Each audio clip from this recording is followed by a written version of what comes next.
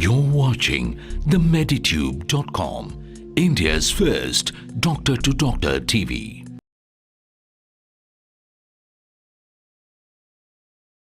That matter. We need the support of the mesenchymal component of this tissue itself, which in case of the adipose tissue, we call it the stromovascular fraction. So our main working hypothesis that is going to drive all this is the following. Will the addition of supporting cells restore function to the fat graft, otherwise the diseased tissue? Here is an example that I'm going to do with this video presentation. Look, this is a fat graft. You know, if you know that a mature adipocyte it is about 100 microns, you can see that this fat graft is about 500 microns in diameter and is in culture, now is on day 5. And it's by itself, we have added just a very small amount of cells attached to the fat graft in the culture, okay? And we are by day 7 in here, and you can see how the diameter of the adipocytes have decreased. There is more density in between, and there is more wrinkles in the adipocytes, yet there are flat cells that try to crawl out of the fat graft.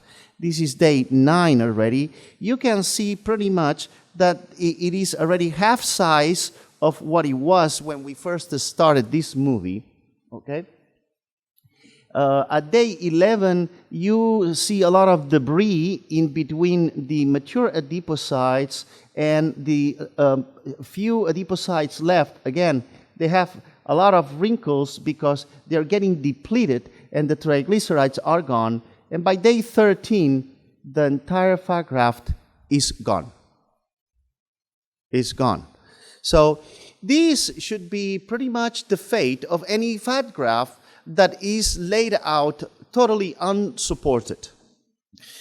Let me see what happens when we add, instead of just 50,000 stromovascular fraction cells, we 10 times add 10 times that amount of stromovascular fraction, and we basically cover the fat graft with these stromovascular cells.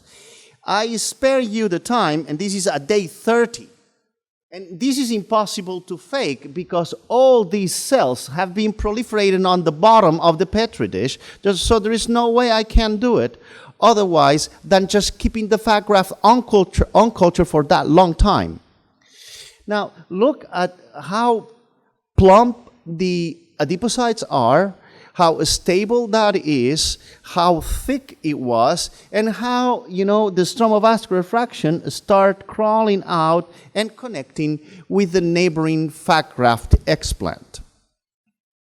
So we contend that this proliferation of stromovascular fraction cells, once added to the fat graft, contribute to the angiogenesis response that allow engraftment of the fat graft